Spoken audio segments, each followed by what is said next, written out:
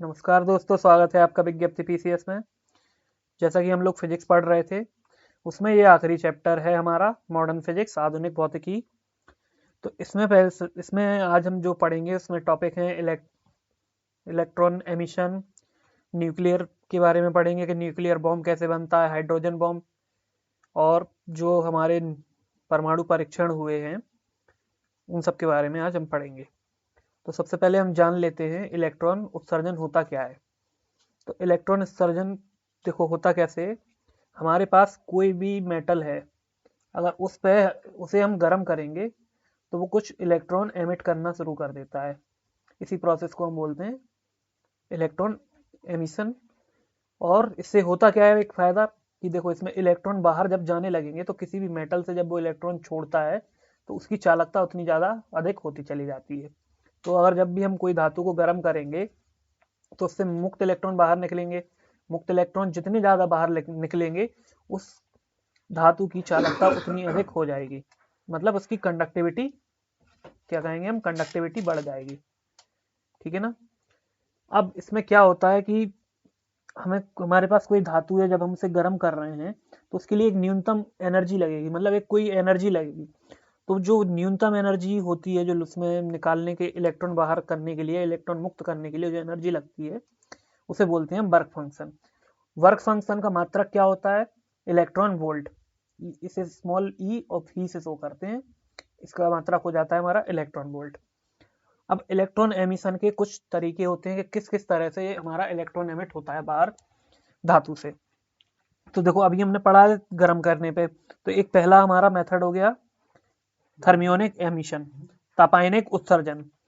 तो जब हम धातु को गर्म करेंगे, टेम्परेचर जब भी बढ़ाएंगे उसका, तो क्या होगा, इलेक्ट्रॉन जो बाहर आएंगे। तो एक ये प्रोसेस हो जाएगा हमारा कि हमारे पास कोई भी मेटल है, इसे हमने हीट किया, हीट करने पर इससे इलेक्ट्रॉन बाहर निकलेंगे।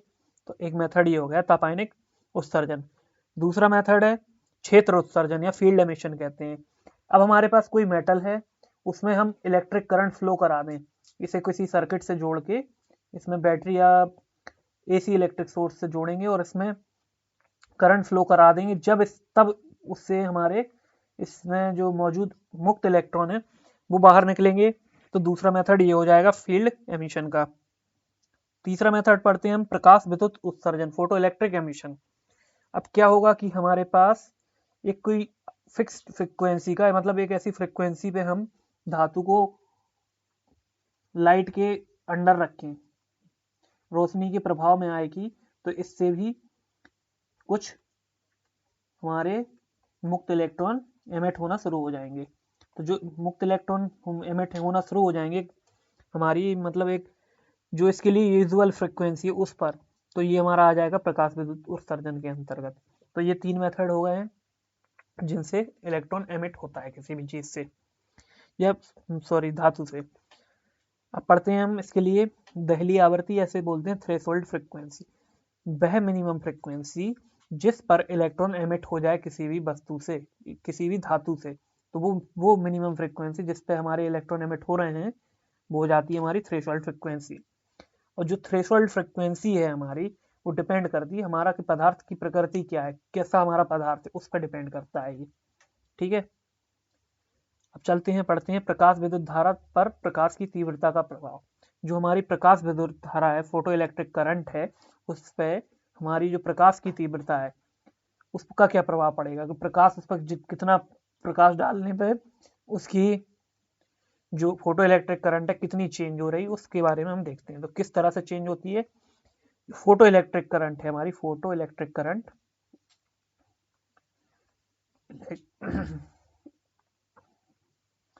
जो फोटो इलेक्ट्रिक करंट है हमारी, वो इन्वर्सली प्रोपोर्शनल होती है किस चीज के, जो कि हमारी है प्रकाश की तीव्रता उसके।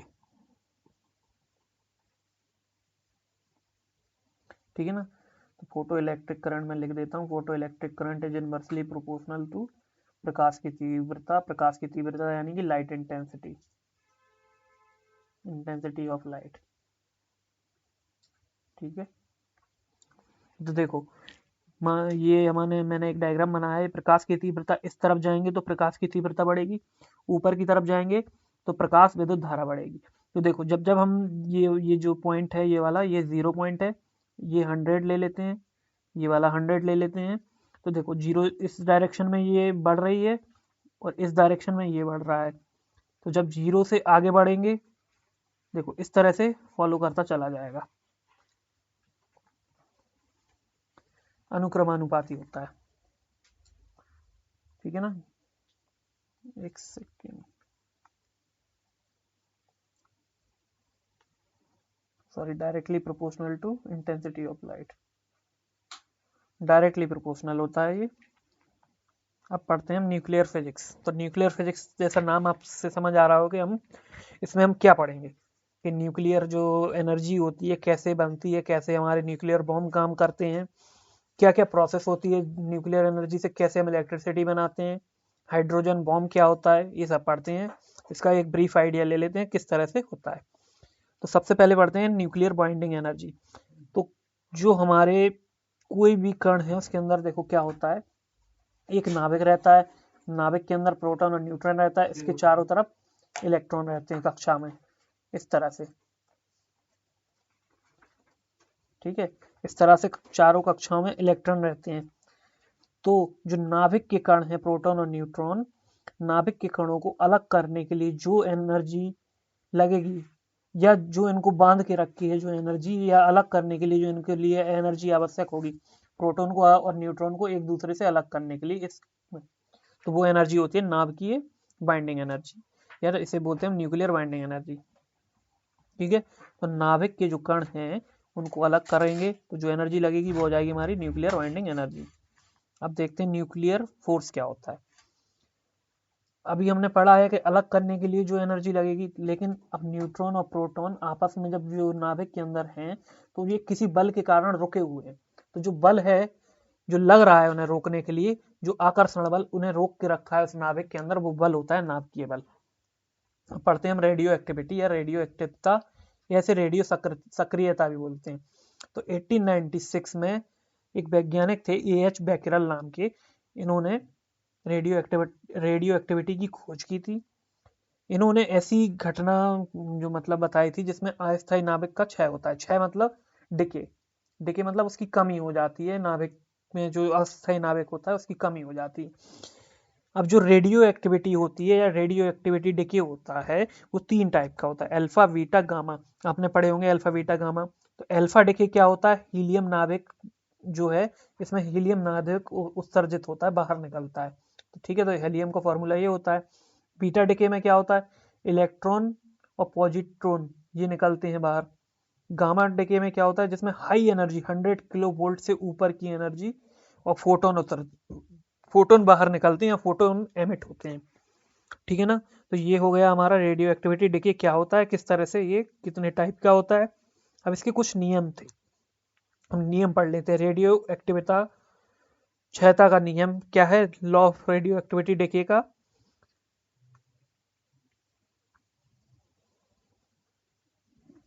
तो देखो इसके अनुसार जो बताया गया था, इस नियम के अनुसार एक समय में एक कोई हमारा फिक्स टाइम में जो डिके हो रहा है, तो जो उसमें उपस्थित नाभिक में जो नाभिक की संख्या है, क्षय होने वाले नाभिक की संख्या नमूने में विद्यमान, नमूना मतलब एक हमने स्टैंडर्ड लिया है, कोई स्टैंडर्ड में जो मौजूद होंगे कुल नाभिक की संख्या के समानुपाती होगा। ठीक है ना, तो इसका मतलब ये है कि जो del N upon del T है, मतलब ये चेंज इन जो हमारा नाभिक की जो संख्या है उसमें जो चेंज आ रहा है समय के साथ, वो डायरेक्टली प्रोपोर्शनल किसके होगा, जो एक स्टैंडर्ड हमारा ये स्टैंडर्ड वाला हो जाएगा। एक हमने एक स्टैंडर्ड नाभिक ले रखा है, ये स्टैंडर्ड नाभिक की कंपैरिजन करेंगे कि उसमें जो चेंजेस आ रहे हैं समय के साथ वो उसके समानुपाती होता है। ये रेडियो एक्टिविटी का डिके का लॉ है ये। ठीक है ना, जैसे डेल एन इसमें क्या है, नाभिक क्षय जो हो रहे हैं, नाभिक जितने नाभिक क्षय हो रहे हैं वो टेल टी इसका टाइम है, एन इसके नमूने में नाभिक, नमूने में कितने नाभिक हैं वो है। ठीक है, इसी फॉर्मूले से जब ये प्रोपोर्शनल का साइन हटेगा तो एक कांस्टेंट आता है, लैम्डा कांस्टेंट आ गया है। ठीक है, तो ये जो लैम्डा है वही होता है रेडियो एक्टिविटी डिके कांस्टेंट। ठीक है ना, जिसका मात्रक क्या होता है, बेकेरल। एक बेकेरल इक्वल टू होता है 1 क्षय पर सेकंड, तो मतलब एक क्षय हो जाएगा एक सेकंड में होने, अगर एक क्षय हो रहा है तो उसे 1 बेकरल कहते हैं। क्यूरी भी इसका दूसरा मतलब एक और मात्रक है क्यूरी। तो एक क्यूरी किसके बराबर होता है, वैसे हम क्यूरी को इस तरह से लिखते हैं सी आई। ठीक है, तो एक सी आई कितने के बराबर होता है, 3.7 इंटू 10 की पावर 10 6 डिके पर सेकेंड, डिके पर सेकेंड। अभी हमने पढ़ा है जो एक डिके पर सेकेंड बराबर 1 बेकरल होता है, बीक्यू से लिख लेंगे बेकरल को, तो 1 क्यूरी कस्ट हो जाएगा 3.7 बेकरल। ठीक है, समझ में आ गया होगा आपको। 3.7 इंटू 10 की पावर 10 बेकरल, सॉरी ये गड़बड़ होगा थोड़ा सा। अब पढ़ते हैं हम अर्धायु।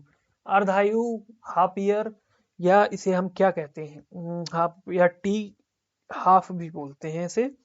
तो देखो क्या होता है, कोई भी हमारे पास रेडियो सक्रिय नाभिक होगा जो भी, उसकी आयु जिसमें मतलब इसके जो प्रारंभिक संख्या है, मतलब जो इसका क्या रहते हैं एटॉमिक नंबर होता है, एटॉमिक नंबर अगर जो पहले है उसका आधा रह जाए, जैसे मान लीजिए अभी एटॉमिक नंबर 42 है, इसका हमने नाभिकीय क्षय किया, इसका हमने रेडियो एक्टिविटी डिके किया, तो अब ये 21 रह गया। तो जिस टाइम में ये अपने प्रारंभिक नंबर का, प्रारंभिक संख्या का आधा रह जाएगा, वो इसकी अर्धायु होती है। ठीक है ना, किसी रेडियो सक्रिय नाभिक की वह आयु, मतलब वो टाइम या वो एज उसकी जितने में वो अपना इससे पहले का आधा हो जाए। मतलब ये हमारी प्रारंभिक हो गया, प्रारंभ में इतना था और रह इतना गया है, तो ये वो आयु है जिसमें अपना कोई भी नाभिक है अपने प्रारंभ का आधा रह जाए। अब पढ़ते हैं प्रस्फुरण प्रस्फुरण गणक, सॉरी प्रस्फुरण गणक, साइंटिलेशन काउंटर बोलते हैं। ये वो प्रस्फुरण काउंटर क्या होता है, जो ये जो काउंटर होता है काउंट करेगा, क्या काउंट करेगा, रेडियो एक्टिविटी रेडिएशंस कितने आ रहे हैं, और जल में जो गामा रेज जो एमिट होते हैं उसको निकालने के लिए, उसको फाइंड करने के लिए प्रस्फुरण गणक का प्रयोग करते हैं। इसे साइंटिलेशन काउंटर भी बोलते हैं। डायरेक्ट क्वेश्चन आ सकता है, रेडियो एक्टिविटी रेडिएशन फाइंड करने के लिए या जल में गामा उत्सर्जन फाइंड करने के लिए किस चीज का प्रयोग करते हैं, साइंटिलेशन काउंटर का या प्रस्फुरण गणक का। अब पढ़ते हैं द्रव्यमान क्षति। देखो क्या होता है द्रव्यमान क्षति, नाभिक का कोई एक द्रव्यमान होता है, ठीक है, नाभिकीय द्रव्यमान जिसे हम कहेंगे, जो नाभिक का द्रव्यमान है वो दो चीजों से मिलकर बनता है, मास of proton plus mass of neutron. ये जो है हमारा, मान लीजिए नाभिक है, इसके अंदर पी और एन होते हैं, इन दोनों के combined mass of proton plus mass of neutron, इन दोनों को ऐड करके जो टोटल मास आता है वो नाभिक का द्रव्यमान होता है। तो इन दोनों के जो नाभिकीय द्रव्यमान और उसमें मौजूद घटक यानी कि प्रोटॉन और न्यूट्रॉन के सम्मिलित द्रव्यमान में अंतर आ जाता है, तो जो एक जो डिफरेंस आ रहा है वही होता है द्रव्यमान क्षति। जो देखो हमने पढ़ा है कि इन दोनों को ऐड करेंगे तो ये द्रव्यमान बनता है, लेकिन इन दोनों में अगर डिफरेंस आ जाए, इन दोनों को जोड़ने पर ये प्राप्त नहीं हो रहा है, तो जो डिफरेंस आएगा वही होगा द्रव्यमान क्षति। अब पढ़ते हैं न्यूक्लियर एनर्जी।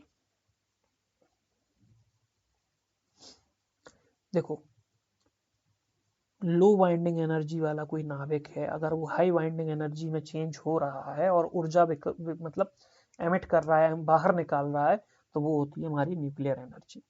ठीक है ना, लो बाइंडिंग एनर्जी वाला नाभिक किसी हाई बाइंडिंग एनर्जी वाले में चेंज हो जाए। ठीक है, अब ये दो तरीके से होता है, नाभिकीय विखंडन और नाभिकीय संलयन। विखंडन मतलब क्या हो गया, तोड़ना, तो इसमें क्या होगा, तोड़ेंगे हम। अगर बड़ा भारी कोई हमारे पास नाभिक है, उसे छोटे छोटे टुकड़ों में तोड़ रहे हैं हम, तो वो हो जाएगा नाभिकीय विखंडन। अब इसके लिए हम उदाहरण पढ़ लेते हैं। उदाहरण के लिए इसका एक उदाहरण है यूरेनियम, जिसका परमाणु संख्या या एटॉमिक नंबर 92 है और इसका एटॉमिक मास 235 है। और इस पे हम मान लीजिए ये यूरेनियम है 235 92, इस पे हमने इलेक्ट्रॉन की बॉम्बार्डमेंट करा दी। ठीक है, इलेक्ट्रॉन बॉम्बार्ड करा है इस पे बहुत ज़्यादा हाई मात्रा में, बहुत अधिक मात्रा में, तो क्या होगा इस रिएक्शन से हम समझ लेते हैं। मान लीजिए हम एक एक सिर्फ एक न्यूट्रॉन इस पे हम प्रहार करा रहे हैं तो क्या चेंजेस आते हैं। एक न्यूट्रॉन हमने यूरेनियम के एक नाभिक पे प्रहार कराया है तो वो बेरिलियम 56 144 नाभिक ये परमाणु क्रमांक और ये परमाणु द्रव्यमान इसमें, क्रोमियम 3689 इसमें, और 3 न्यूट्रॉन के कण इससे निकल जाएंगे। तो आप समझ गए होंगे कि देखो बड़ा हमारे पास कण था, ये छोटे छोटे कणों में टूट गया है, बड़ा नाभिक छोटे छोटों में चेंज हो गया है, इसलिए इसे कहेंगे हम नाभिकीय विखंडन, मतलब तोड़ रहे हैं, फिजन बोलते हैं इंग्लिश में, मतलब तोड़ना। अब पढ़ते हैं श्रृंखला अभिक्रिया या चेन रिएक्शन। तो क्या होगा कि जब भी हमारे पास कोई रिएक्शन हो रही है जो बार बार रिपीट करे, अपनी प्रारंभिक स्थिति में आगे फिर से रिपीट करे, तो ऐसे रिपीटेशन अगर जहां आ जाए जिस प्रोसेस में, उसी को हम श्रृंखला अभिक्रिया कहेंगे। तो जो हमारे ऊपर अभी हमने नाभिकीय विखंडन पढ़ा है उसमें चेन रिएक्शन ही होती है। एक बार बॉम्बार्डमेंट करा दी तो टूटेगा, तो फिर दूसरा टूटेगा, फिर तीसरा टूटेगा, इस तरह से उस पर हम न्यूट्रॉन की बॉम्बार्डमेंट कराते जाएंगे, उसका विखंडन होता चला जाएगा, इसी से हमें एनर्जी मिलती चली जाती है। इसमें क्या होगा कि जो रिएक्टेंट है और प्रोडक्ट, हमने अभी क्रिया कराई तो अभी हमें प्रोडक्ट में क्या मिला था, बेरिलियम और क्रोमियम मिला था। अब ये टूट के नया कुछ बनाएंगे, फिर वो टूट के फिर नया कुछ वो बनाएंगे, तो इस तरह की जो रिएक्शन आते चली जाएगी ना, वो होती है चेन रिएक्शन। चलो अब आगे बढ़ते हैं। चेन रिएक्शन दो टाइप की होती है, कंट्रोल्ड होगी, एक अनकंट्रोल्ड होगी।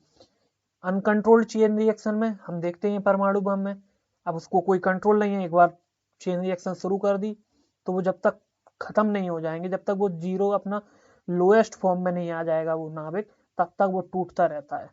वो ब्लास्ट एक बार, जैसे हमने ये बड़ा हमारा कोई नाभिक है, इसकी जो मिनिमम सबसे छोटी यूनिट मान लीजिए ये है, जब तक ये इतना ना टूट जाए, ये वाला पार्ट, ये नाभिक इतना ना टूट जाए, जब तक वो इतना ना पहुंच जाए ये वाले तक, तब तक ये रिएक्शन चलती रहेगी, अपने आप ही चलती रहेगी। तो ये होती है अनकंट्रोल्ड, क्योंकि इसे कंट्रोल नहीं किया जा सकता है। तो इसी अनकंट्रोल्ड चेन रिएक्शन पे हमारे परमाणु बनते हैं। अब देखते हैं हम कंट्रोल्ड चेन रिएक्शन।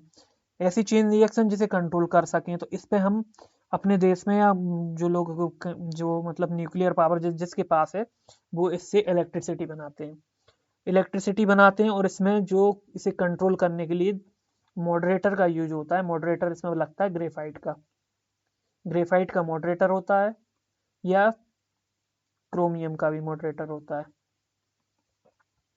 ठीक है, तो इसका यूज हम कहाँ पर करते हैं, इलेक्ट्रिसिटी बनाने के लिए। ठीक है, तो आपको समझ में आ गया होगा कि अनकंट्रोल्ड चेन रिएक्शन कहाँ पे यूज हो रहा है और कंट्रोल्ड चेन रिएक्शन कहाँ पे हो रहा है। अब पढ़ते हैं हम न्यूक्लियर पावर प्लांट होता क्या है, किस तरह से इसमें बिजली बनती है। तो होगा क्या, इसमें एक रिएक्टर होगा, रिएक्टर के अंदर क्या करते हैं हम, न्यूक्लियर फ्यूल को बर्न करते हैं। अब ये दो तरीके से बर्न होता है। तो पहला तरीका हमने अभी ऊपर पढ़ा है, फिजन, और दूसरा फ्यूजन, संलयन और विखंडन कहेंगे। अब ये कंट्रोल्ड चेन रिएक्शन होगी इसके अंतर्गत। तो जो इसमें होगा क्या, नाभ की ऊर्जा इलेक्ट्रिसिटी में चेंज हो जाएगी। इसमें ईंधन के रूप में हम क्या यूज करेंगे, यूरेनियम 235 और यूरेनियम 238। ठीक है, इसमें मॉडरेटर के रूप में क्या यूज होंगे, मॉडरेटर का काम क्या होता है, सबसे पहले वो न्यूट्रॉन की गति है जो बॉम्बार्डमेंट करा रहे हैं उसको कंट्रोल करता है। जब वो कंट्रोल हो जाएगी तो हमारी चेन रिएक्शन कंट्रोल हो जाएगी। तो मॉडरेटर के रूप में क्या क्या है हमारे पास, ग्रेफाइट उपलब्ध है, बेरिलियम ऑक्साइड उपलब्ध है और भारी जल है। ये सब मॉडरेटर का काम करते हैं, न्यूट्रॉन की स्पीड कम कर देते हैं। अब दूसरा देखते हैं हम शीतलक इसमें क्या काम करेगा, जो उत्पादित ऊर्जा आई है हमारे पास उसे अवशोषित कर लेता है। ठीक है, इसके लिए हम कोल्ड वाटर या ठंडा जल और द्रवित सोडियम, लिक्विड सोडियम का यूज करते हैं यहाँ पे।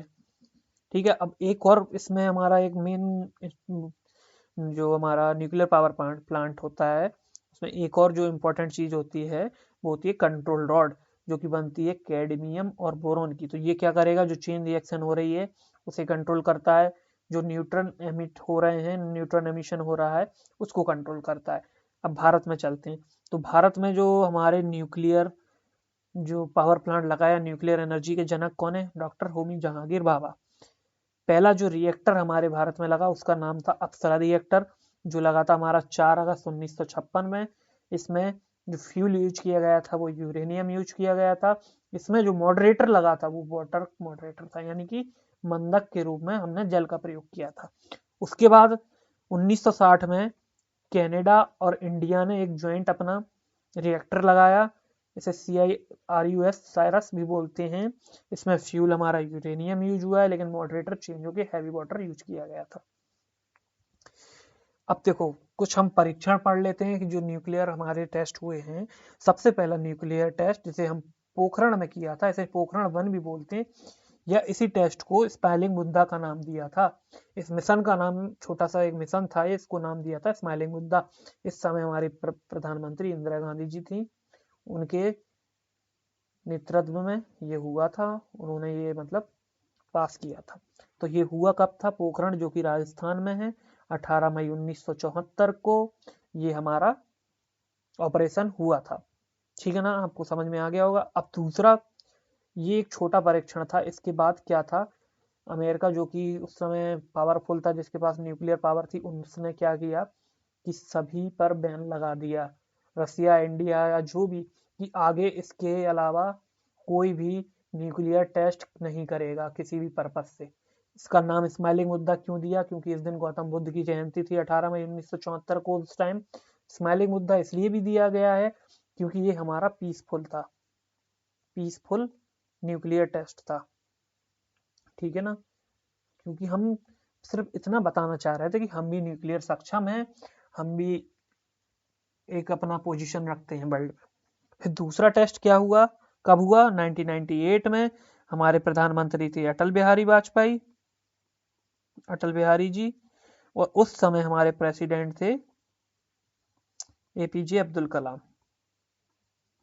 APJ अब्दुल कलाम जी थे, जिन्होंने इस जो परीक्षण हुआ था, इन्हीं के अंडर में ये परीक्षण हुआ था।